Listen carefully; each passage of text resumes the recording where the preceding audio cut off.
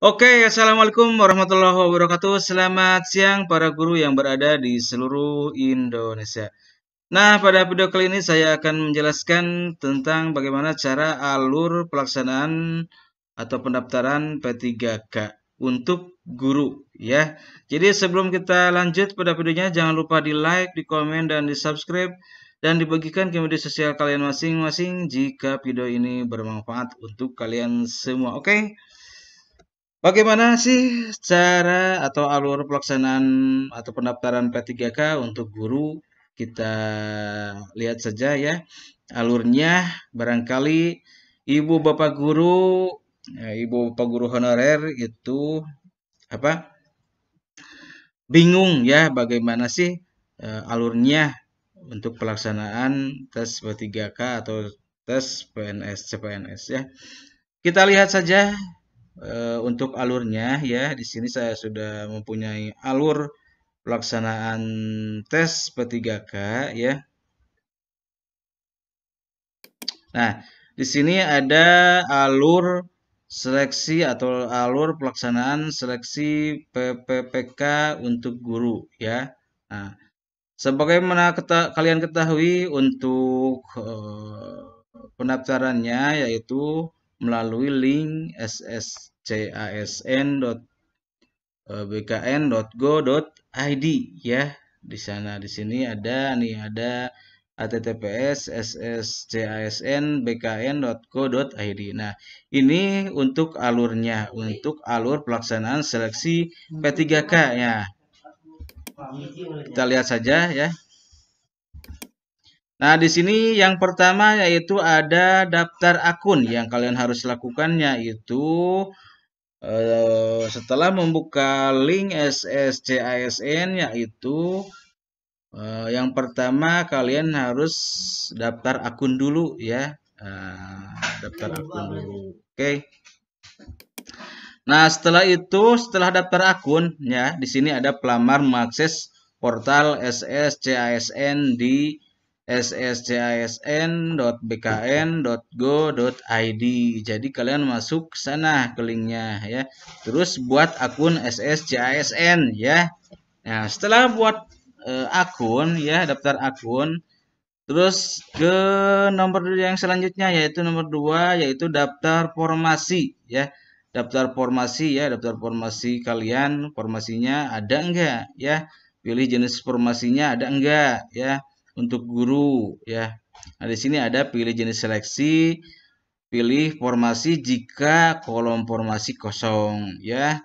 Terus yang selanjutnya lengkapi data Dapodik dan atau THK 2 ya, tenaga honorer kategori 2 serta data pendidikan jika ada pendidikan kosong ya, maka lengkapi. Yang selanjutnya itu unggah dokumen ya.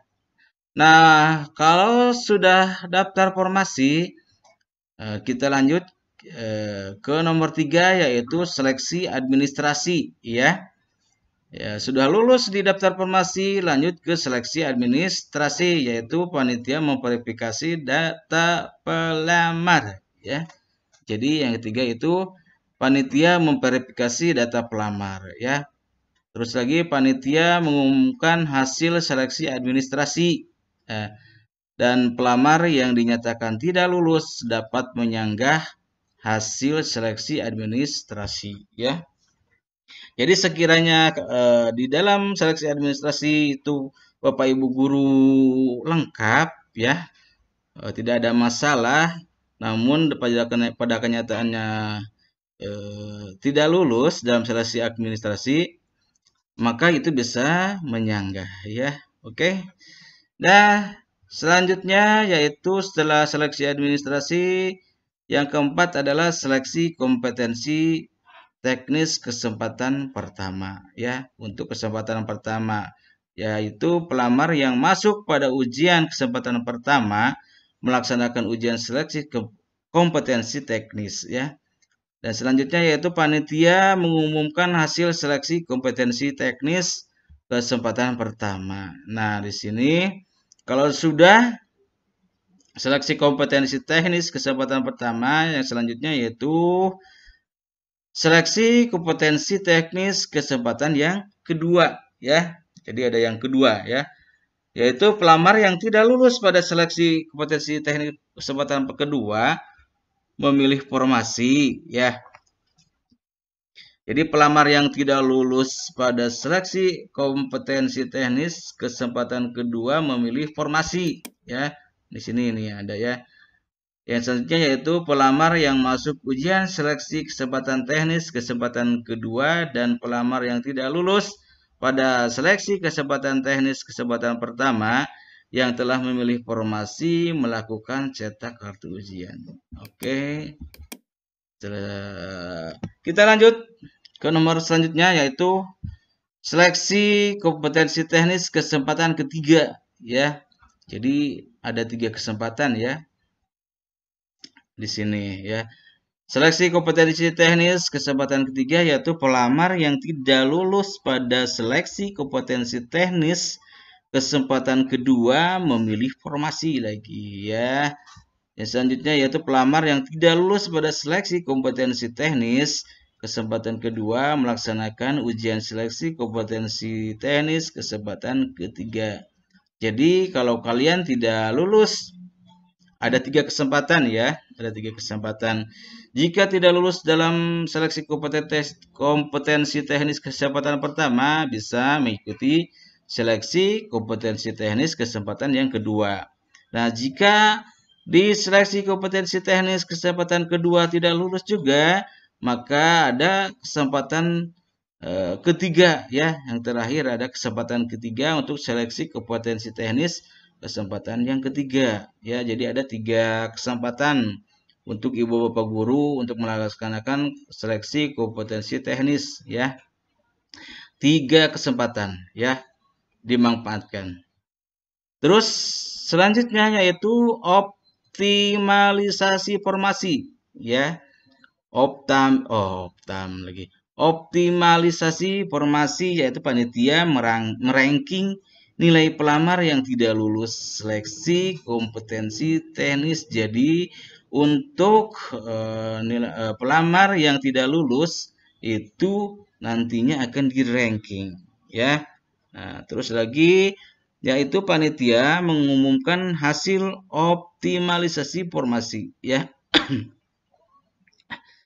Yang selanjutnya yaitu pelamar yang dinyatakan tidak lulus dapat menyanggah hasil optimalisasi formasi. Jadi kalian sekiranya kalian itu dalam ujiannya itu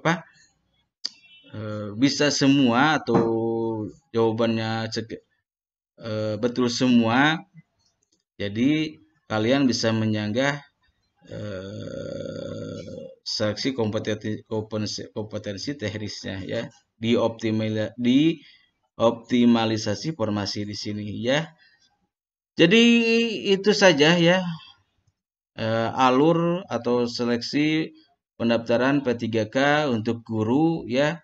Semoga kalian semua bisa lulus dalam seleksi tes P3K nanti ya. Dan sebagaimana kalian ketahui untuk seleksi tes P3K atau CPNS untuk bulan ini, untuk tahun ini sekiranya kemarin tanggal 31 udah dibuka, maka kemarin ada surat resmi dari Kemendikbud atau BKN bahwa pelaksanaan tes P3K diundur ya. Tes P3K diundur, jadi belum fix tanggal berapanya. Jadi kita panteng terus ya di sscasn.bkn.go.id supaya tidak ketinggalan informasi ya. Oke, mungkin itu saja video dari saya. Jangan lupa di like, di komen, dan di subscribe, dan dibagikan ke media sosial kalian masing-masing jika video ini bermanfaat bagi kalian semua. Oke, assalamualaikum warahmatullahi wabarakatuh. Dadah.